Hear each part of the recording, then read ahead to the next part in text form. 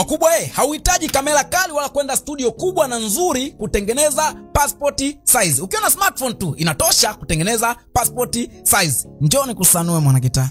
Na hii ni kwa watumiaji wa Android na watumiaji wa iPhone. Na uhitaji application nyingine yoyote zaidi tu ya search engine zilizo kwenye simu yako kama Google, Chrome na Safari kwa watumiaji wa iPhone. Baada hapo mwanakitaa, hakikisha tu una picha ambayo umeipiga kama selfie au picha ambayo unataka itumike kama passport size. Baada hapo mwanakitaa unaenda kwenye application kama mimi nimeenda kwenye Safari. Baada hapo andika Cutout Pro Passport. Baada hapo nenda pale juu alipokuambia make passport photo with proper photo size online.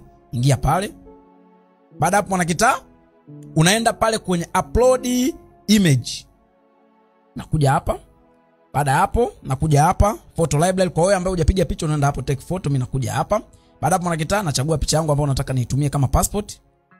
Baada hapo mwanakitaa tayari imeshakuja hapo, naweza nikaresize hapo, naweza nikaja hapo mwanakitaa nikabadilisha rangi ya background ninavyotaka kulingana na matumizi ambayo nataka mimi mwanakitaa. Tuashumu ni hapa blue.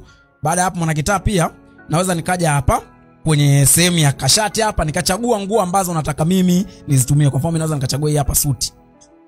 Baada hapo tayari hapo mwanakitaa hata kwenye upande wa suti tayari imekuja. Kwa hapo mwanakitaa pia naweza nikaresize ambavyo nataka hapa kwenye photo specification. Hapa mwanakitaa pia naweza nikaenda nikachagua ninavyotaka. Mimi naenda hapa kwenye 3x4 hapo. Nakuja hapa kwenye paper size. Baada hapo pia hapa kwenye paper size mimi nachagua 6x4. Baada hapo done. Tayari picha zangu hizo hapo zimeshakuja kama passport. Nakuja hapa download HD hapo mwanakitaa. Naweza nikaenda hapo PNG nikidownload moja kwa moja hii hapa inaenda kwenye file langu. Na hapo naweza nikaenda kuzitumia hizi picha kama passport. Ni kama ambavyo zinaonekana hapo mwanakitaa kwenye screen yako. Naweza nikamtumia mtu akaweza kuniprintia na nikazitumia kama passport za kawaida. Na mimi hapo mwanakitaa umeipenda na nitakusaidia kwenye mambo yako. Kama umependa mwanakitaa, jukumu letu ni lile. Ucheo kwetu ni mwiko. Hakikisha umetufollow mwanakitaa, umesave post kwa matumizi ya baadaye. Lakini pia umeshare na mshikaji wako kumwambia kwamba simkitaka tusanua, simkitaka tisha no.